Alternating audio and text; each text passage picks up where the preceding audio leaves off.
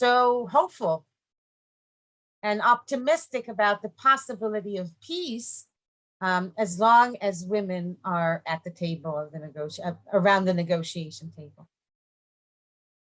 Thank you so much, Hamutal, and we seem to have solved our technical problem. So thank you very much for the patience of those of you who've waited. Before we start our movie, I just want to remind people that last year we ran a session about Security Council Resolution 1325, and just to remind you what this is all about. So last year was the 20th anniversary of the resolution, which came from the Security Council, that recognized the important role that women had to play in the peace process, in peace building, in peace maintenance, in getting to peace. And there's a fourth limb I can't think of off the top of my head. And this it has been very important, but when we looked and investigated the way in which women have been involved in the peace process, we found that it was far from satisfactory at this point. And we looked at the representation of women in art, and we looked at the representation of women in material about peace and war, particularly about peacemaking, and found that women were most often treated as if they were victims of war, but never actors in solving the problems. And so NCJWA and the Kiverstein Institute have been working with many, many other feminist groups around the world to try and promote 1325 and to make governments around the world realize that peace and security, and that includes security on the streets in Australia, as well as security in times of war, and means that we shouldn't have to have domestic violence and we shouldn't have to have internal conflicts. Women have got a role to play in fixing the problem. Women do things differently from men. Women have different experiences to men. Women need to be at the table and at every step along the way. And Paula's suggestion was very important because we wanted to contribute to the conversation about the importance of 1325. So when Paula came to us, we said, yes, strategically, this film could make a difference by meeting people who are already peace builders. We didn't have to find people to say, let's find some women who might help. These are women who are already working in the film. So now and we're not even too far behind our original timetable, we might move across to the film. And Danielle, have you got anything you'd like to say in terms of the introduction technically? By the way, I'd just like to introduce our Zoom master, Danielle, who's helping out tonight. Hi, everybody, and thank you very much. So what we're about to do is I'm going to show the video to everybody on the screen, but I've also shared the link in the chat. So if you'd prefer to mute this room and go watch it separately, just so your sound quality might be slightly better, feel free to do that. And we'll wait the appropriate amount of time so that you have a chance to watch it. But I'm about to share my screen and sound with you so that you can see our Peacemakers video.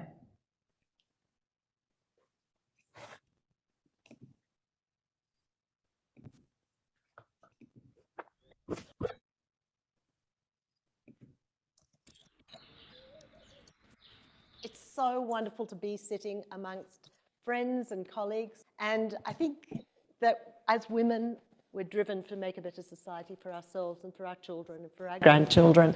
And we see Resolution 1325 as being significant or potentially significant in the changes we want to see. So 1325 gave a name to something we knew, but we needed the conceptual framework for it and the words for it that said, we cannot resolve a conflict without the active leadership and engagement of women.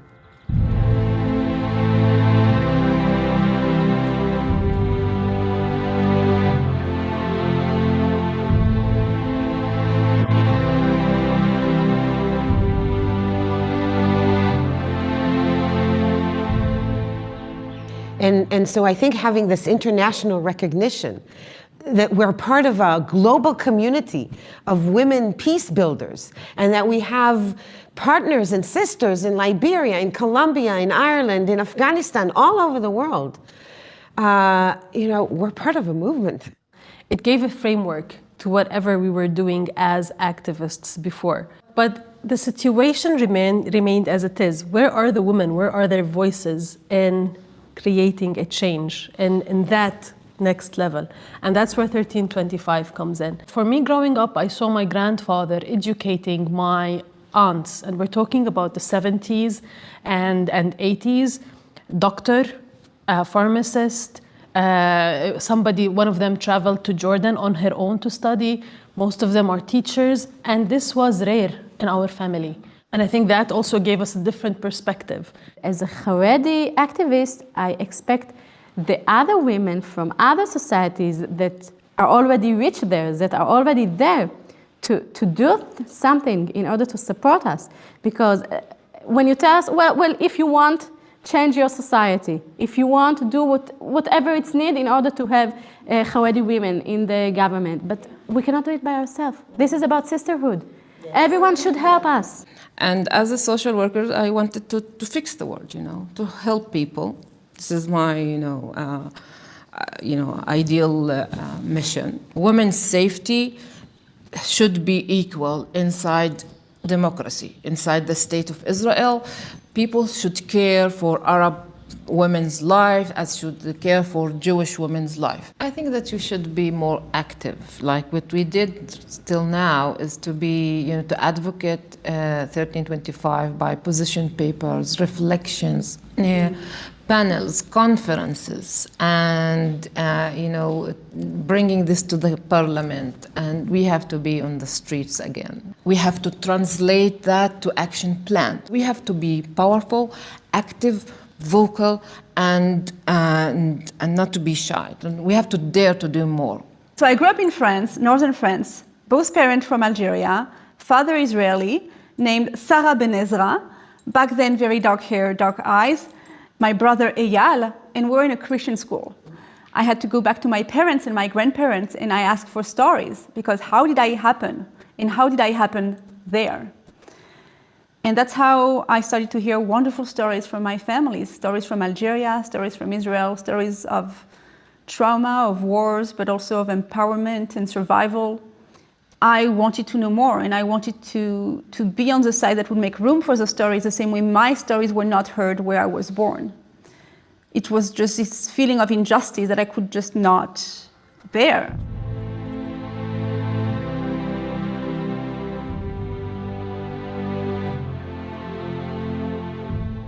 There is a line of very strong female activists. If you go back to the creation of this country, there've been stories of women, but when I entered the field of peace building and activism 10, 12 years ago, in the decision-making rooms, they were only men.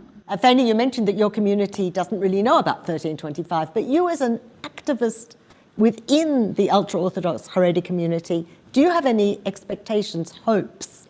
Well, I have kind of a request. Don't get fooled by the words of cultural excuses, like the ultra-Orthodox women don't want to be part of the conversation.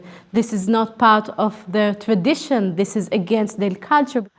Well, something new, this terminology that when we advocate about the vote of the Bedouin Arab women, that they have cultural limitation. Exactly. It's like kind of handicap, like being. It's no, but you know what it is? It's all of a sudden the state is showing the same cultural sensitivity only when it comes to women. And to limitations. And to limitations. To limitations. So there will be the liberal, democratic, pluralistic, the liberal and I'm the society limited. Like I have the problem of limitation. Like my culture is limiting me because you determined that this is the term that you invented to this That's word. what I mean. So no, thank you. That's exactly what I mean. I don't want them to be gentle because we are ultra-Orthodox and our culture. What is the culture you're talking about? I mean, where did you find it? I think the UN and other international bodies have a very important role to play by putting pressure on both parties to include women who are known to be activists, but also specifically the international community that works in the Palestinian territories, to also acknowledge that peace builders are not doing normalization. because unfortunately they support the people from a humanitarian perspective, from a development perspective, but they don't support the activists who do political work, because for them that is normalization. Especially the United Nations, UN Women being, you know, the umbrella for 1325, as well as other organizations, they should be supporting the Palestinian peace activists. If we work with women, if we empower with women, we're actually changing society. What 1325 helped me do is connect the dots between different types of violence. And so I think that what needs to happen is that all of us understand that the liberation of each and every one of us is connected to that of the other. And then going on to Audre Lorde, who said, I'm not free until other women are free. And so I think within the feminist movement, the next courageous move is to make the connection between domestic violence, political violence, and to say we're so far from being done yet.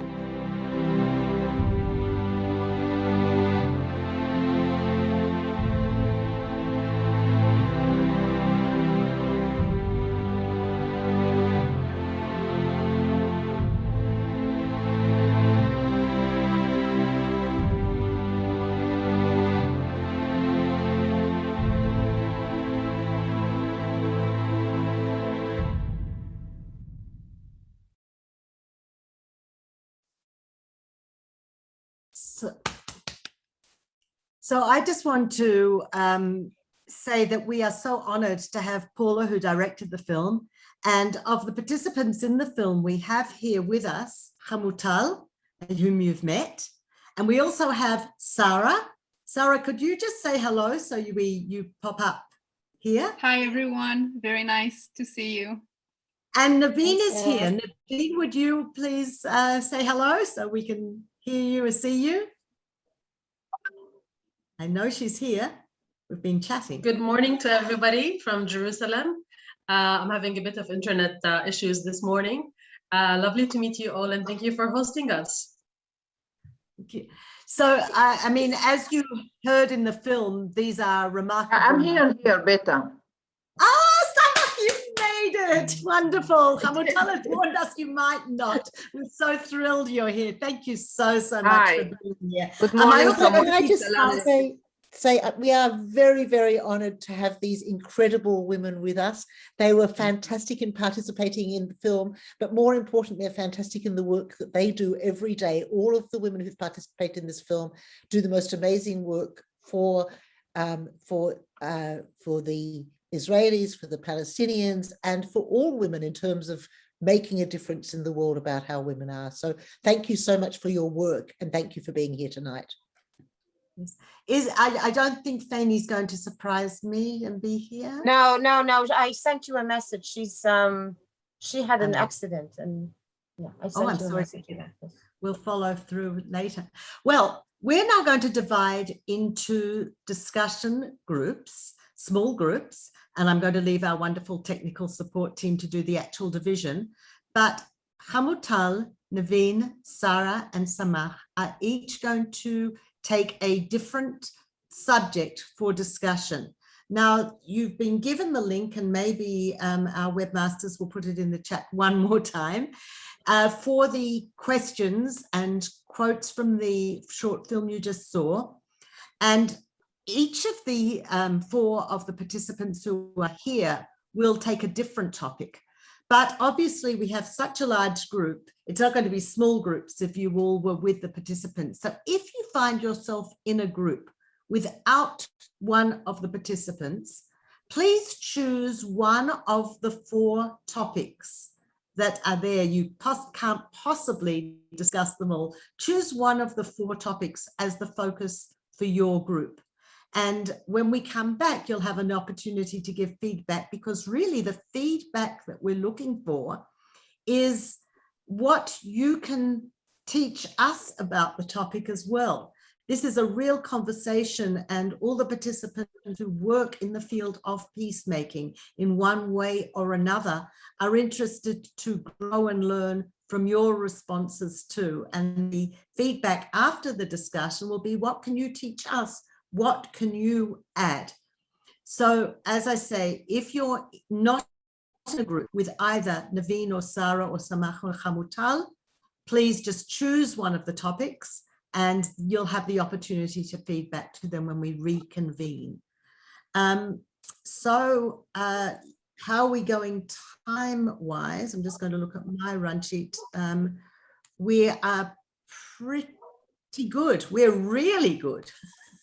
So we will have our full 30 minutes opportunity for discussion, or about 27. So I leave it now to Shoshi and Danielle to allocate people groups with Hamutal, Naveen, Sarah, Samah, or not. Yeah, so everybody is in a room with 4 or 5 people. If you have any problems, please press the ask for help button and I will do my best to come in and solve any issues you have. The room will open and you'll be automatically whisked away, and then when it's time, I'll send you a message to warn you that you have 5 minutes to go, and then just before they close you'll have 15 seconds. Feel free to wait in the room, finish your last bit of conversation, and I will move you back to the main room. So no need to stress. Before you jump into them though, can you please check in the chat? There is a link to the Google Sheet with the appropriate questions for the discussion. So that's in the chat waiting for you, but you may not be able to access it once you're in the group. So do that first before you go to the group. All right, I'm opening all the rooms now. Have a good session. Welcome back, everybody, as you're coming in. I hope you've had as wonderful conversation as I've just been participating in. That was so short. It was a short half an hour. It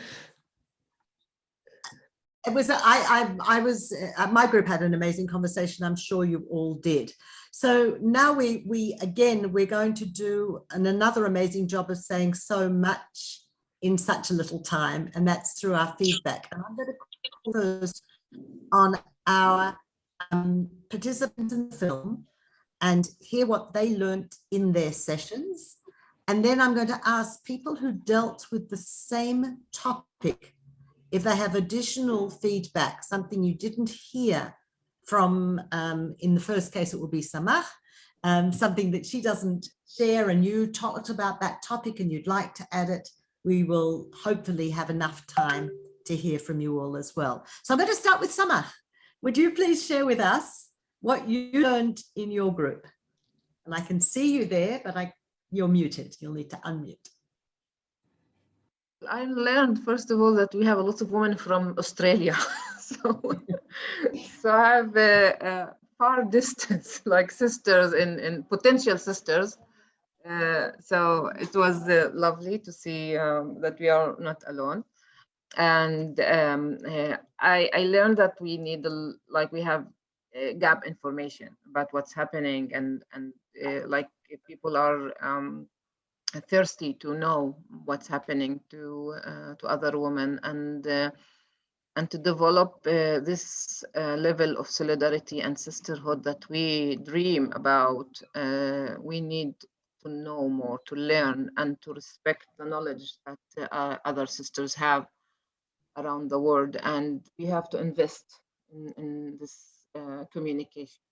This is something, that I believe in, but in the small group, I really wanted to hear more, and it was too short with this disconnection. But in order to develop, this the sisterhood, and this was the topic, and this kind of commitment and building a movement, we have to learn and be aware deeply what's happening around the world and to other women. Thank you so much. Another group that was not with Samah, but discussed that first topic. If anybody from that group would like to share feedback, I'm going to have to rely on Danielle or Shoshi to tell me because I can't see, but if anybody would like to raise their hand, we talked about the first topic. Yes, we spoke about the sisterhood, and there was some, I think what Julie Morris was one of our members, and she was talking about her work with the International Council of Women. And what struck me was that she spoke about the Peace Awards that they give to school children.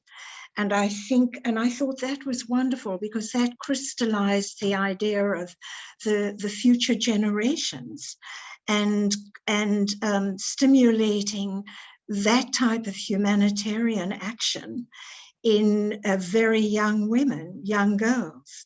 So I thought that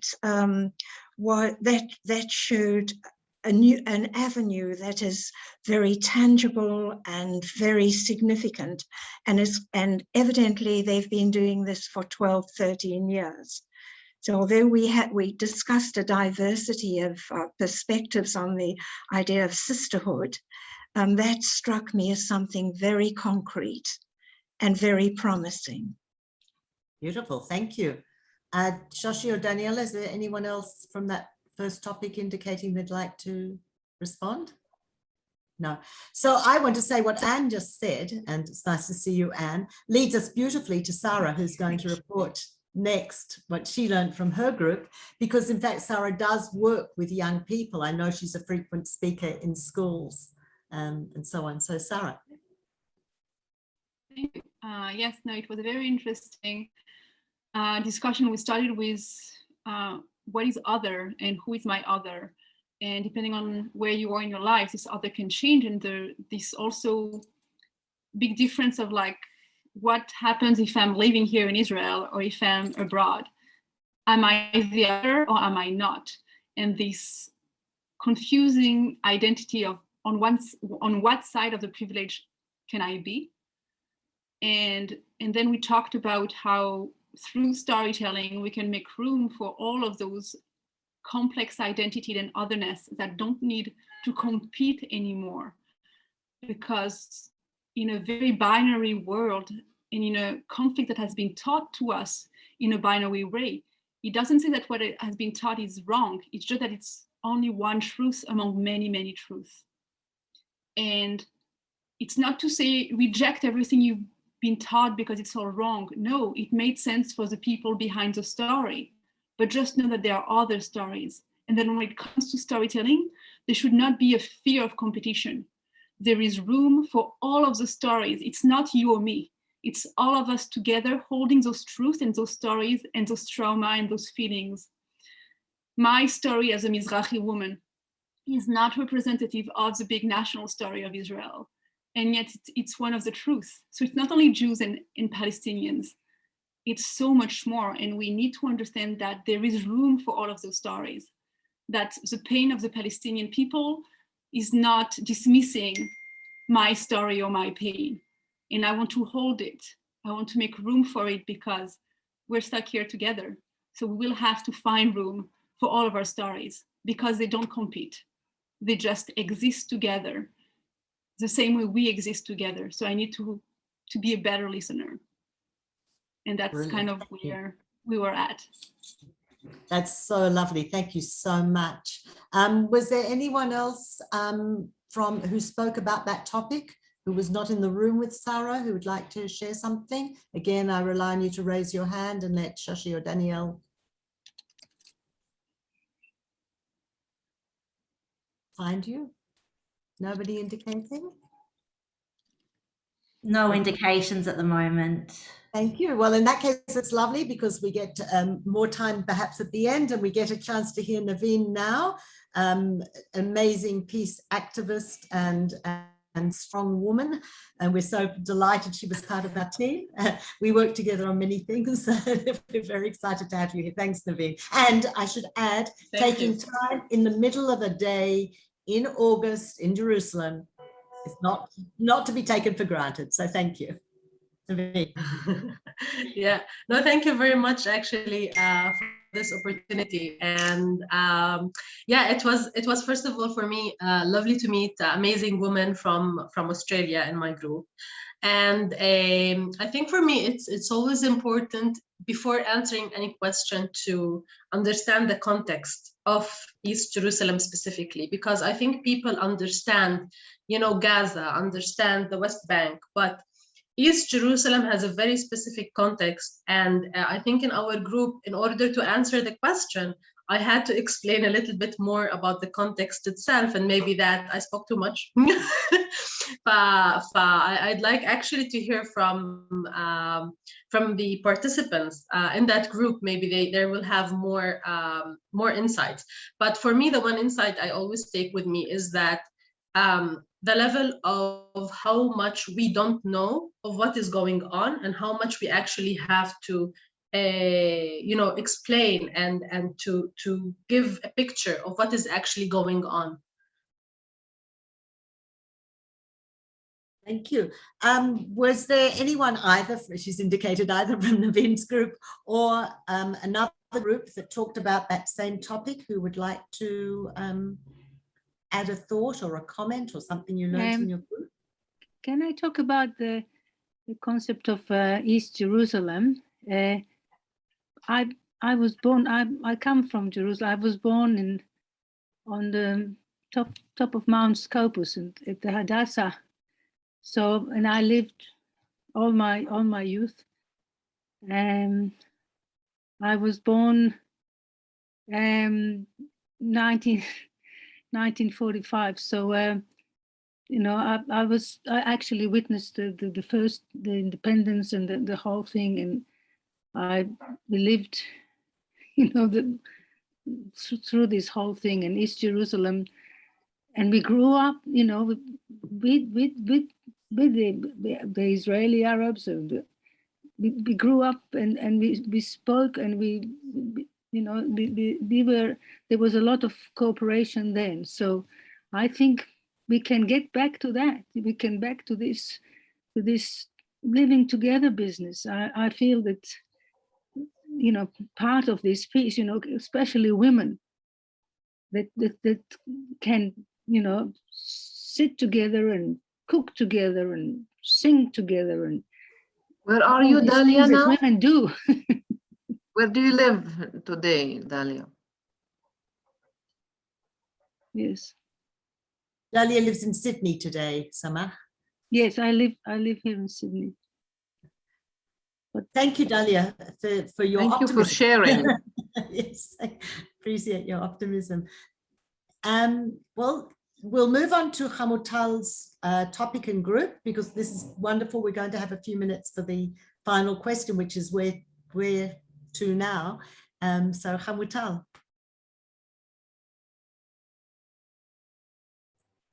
Thank you, Peta. So I wrote down some really important ideas that came up in the conversation. One of the things which I actually recall that I mentioned in our conversation, but of course, you know, there's a limit to how much you can condense 2-hour conversation into 8 minutes of the film. But I recall that I said something about that one of the criticism of 1325 is it actually does not present a critical position towards war. It doesn't say war is a terrible thing.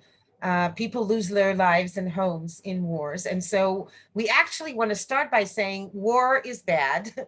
And to prevent wars, women should have an active role, not only in transforming conflict, but in preventing conflict.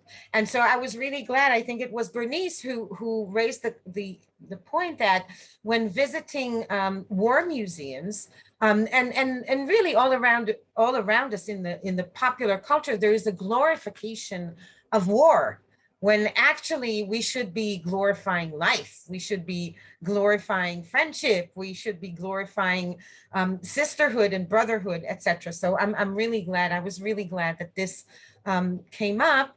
And I think that in thinking about what is it that women of all communities bring to the table, I really appreciated a point that came up Are we talking about women or are we talking about feminist women? Which I, as a feminist, would say both. First of all, because as Paula said, we are everything between 49 to 51%. And so women should be present at the table representing their communities. But of course, when we talk about a feminist lens that we bring to the table, which adds a whole layer of, for one, nonviolent approach to conflict transformation and resolution, doing everything within our power to avoid violence, to prevent violence.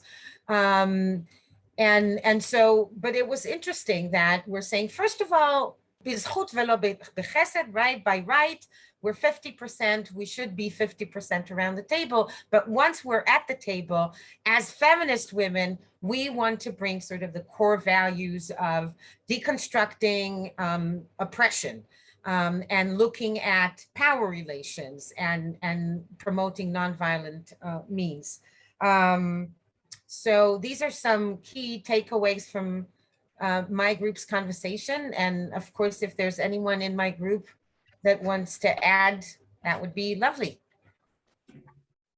And I know I can call on Maureen, because we spoke about your topic too, Hamutal, and I know Maureen has a couple of points to add to this conversation. So Maureen.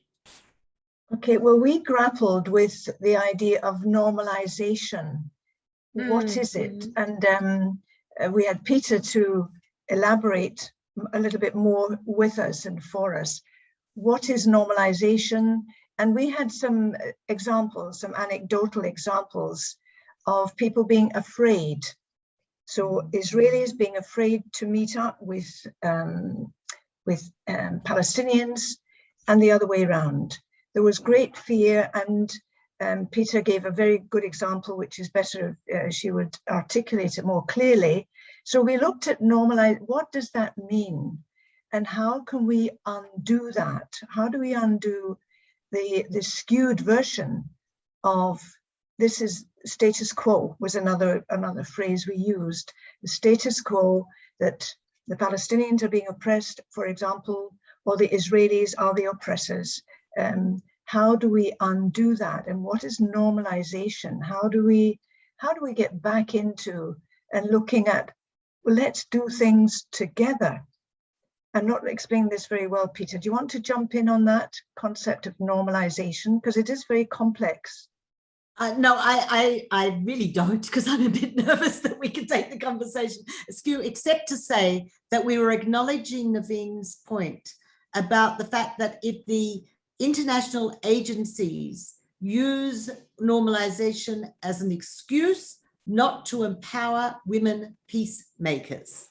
And it was a quote on the document, and we wanted to just grapple with that a little bit because there was a misunderstanding or lack of understanding of what that might mean. But Maureen, there was one other point about what women do in peacemaking, and maybe we can move to that one.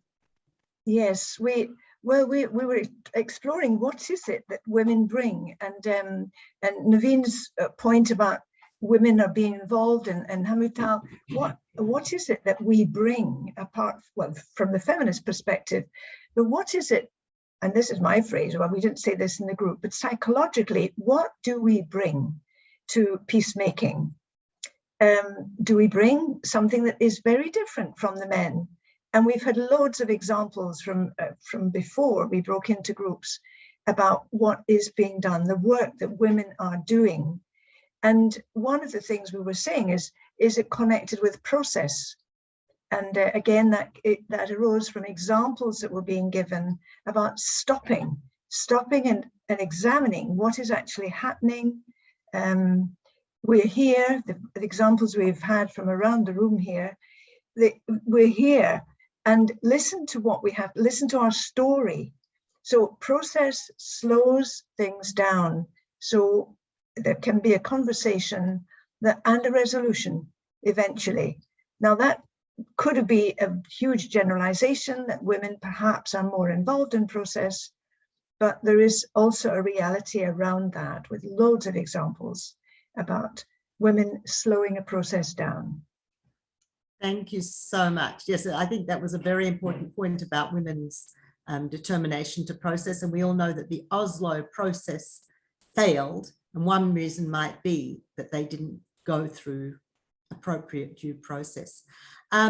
This is the last opportunity I'm going to offer anyone from the groups other than our wonderful presenters here to comment aloud. And I think it's just wonderful. There's a great discussion going on in the chat, because the final question that I'm going to put to the speakers here is next steps moving forward. From the film, each of you that are here contributed a beautiful quote, and I'm going to just read them to you. Sarah said, looking forward, where are the women for that next step? And Samah said, we have to be on the streets again, to be powerful, active and vocal, to dare to do more. And Naveen said the UN has an important role in putting pressure on both parties to include women who are known to be activists. And Hamutal, in usual wisdom, said, we're not finished yet. So each of you had something to say about the future. And Paula, I might actually call on you first because this film was about the future.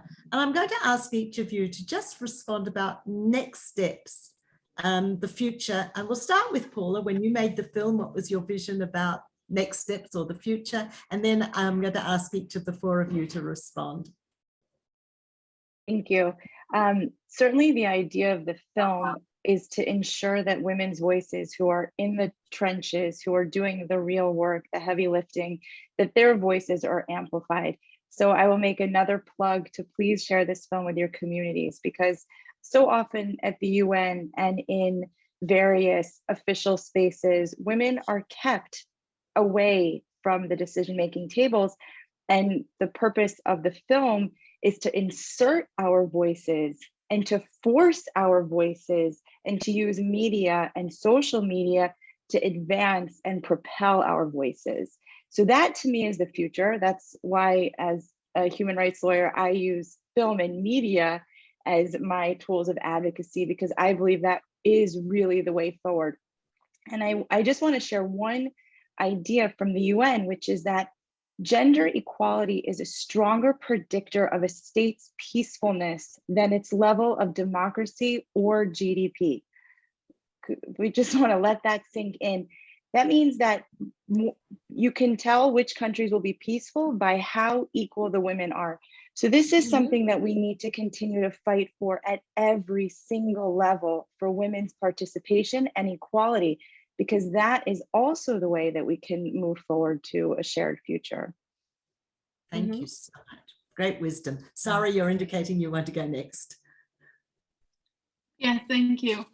Because I wanted to go a little deeper with what Paula just said. Yes, show this movie, talk about this discussion with people, especially with men, because we do need those spaces for sisterhood, each other, to empower each other, to inspire each other, to find allyship, but we can't keep our stories only to ourselves, because that's what's been happening for centuries.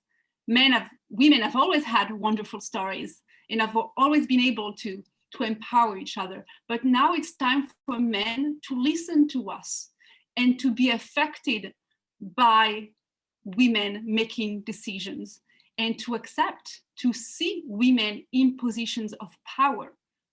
And so we need men to listen, to be exposed to our stories. And the only other thing I just wanted to very quickly say that nobody's free until we're all free. And that's why this discussion today is so important, because there is no women liberation without Palestinian liberation in this land. We need to understand that any structure that gives us different value based on our identity is wrong. And here, putting women down or putting Palestinian women or Palestinian men down, there's the same side of the same coin. So we need to find allyship in intersectionality. So that's also where we need people who are not us to see those stories, to be exposed to these stories. Palestinian men, Jewish men, binary people, people with disabilities, because this is the same struggle, and we need to understand that.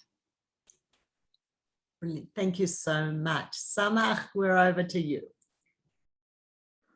After this powerful insight from Sarah, and I'm not sure that I can add more. She actually demonstrate how sisterhood and pure feminism that I believe in is like I trust her. She can be my voice regarding she's Mizrahi, Jewish, single. I don't care. Like she know how to speak, and I don't feel that I have to step in.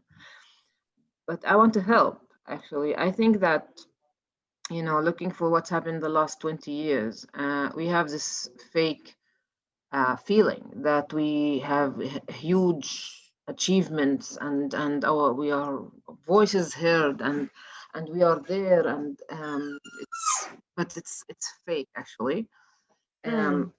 And I think that we have to go back to be activists and not only to speak or to do. Women do things, and men spoke about things and philosophers think about things, but we do things. I think that we miss that part. And by doing, I don't mean like tweeting. I mean that we have to walk the talk. And we were always good at that. The most achievements of the feminist movement for the last 100 years, because we were out there. And they want us inside, behind closed doors. I think that we have to go out of these small windows of the Zoom and try to do something out there, and to empower and to admire activism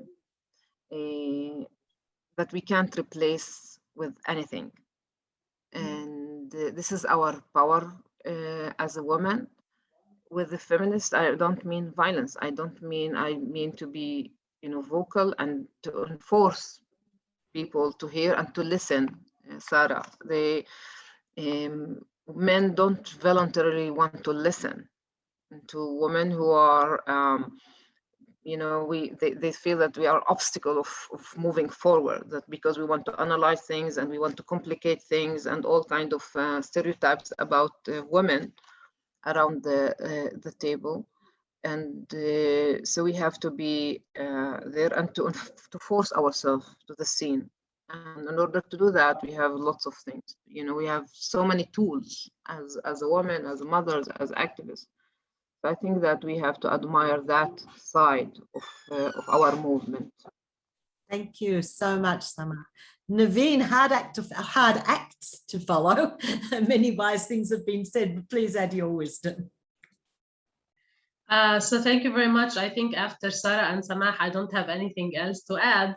But one thing that maybe we should also consider is the situation of women. I think that we assume, or our theory of change, that when we have women voices heard, or like in the political activism, then immediately things are going to improve for everybody. But I think that we need as women to understand that women face different challenges, and they have the way they think is the political activism is the last thing on their agenda.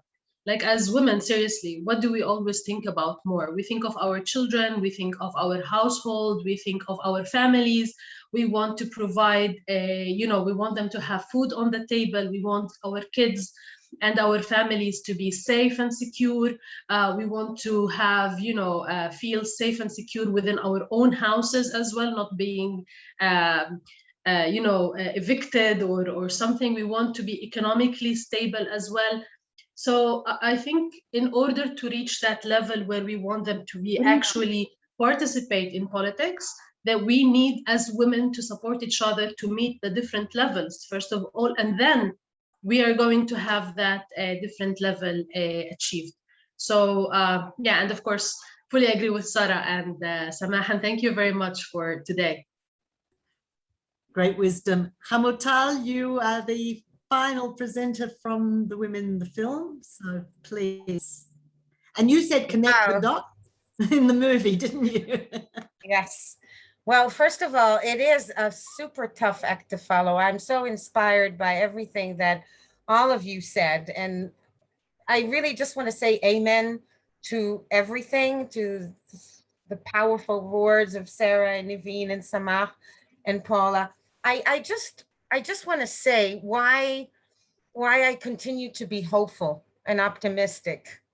And I'm thinking back of our conversation in May as we sat together.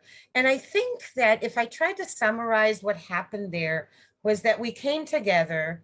There was a lot of love, I think, and connectedness in the room. But I think that what women often do, what we do as women, we say, okay, we know what the differences are. Now let's look at what brings us together.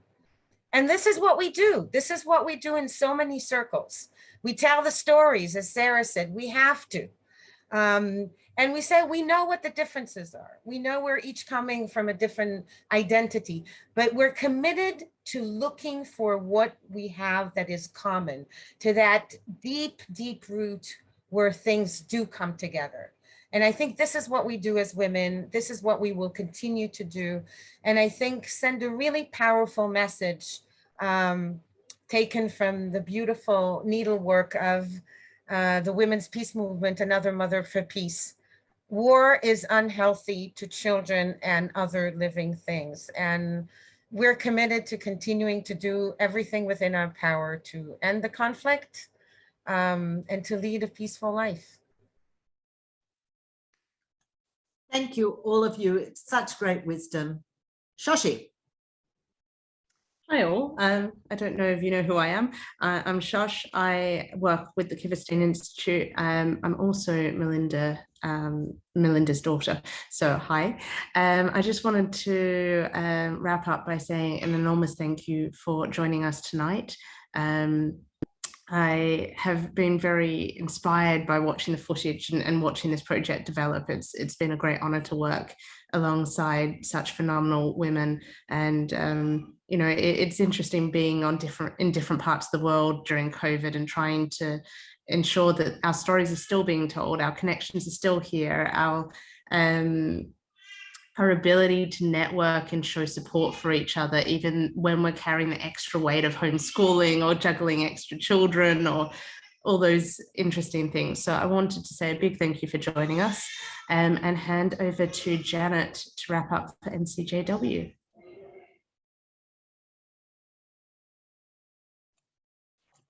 Okay, so it's my pleasure also to thank, first of all, our National President for organising today's wonderful Zoom, to Danielle, who is our very clever and tricky Zoom master, to all our presenters, to people who, because of the magic of Zoom, have joined us, for example, Trudy from Jerusalem, Andrea from the Gold Coast, Esther from Perth, Maureen from London.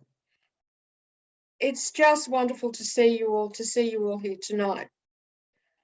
I'll take a line from one of the presenters, but we're not finished yet.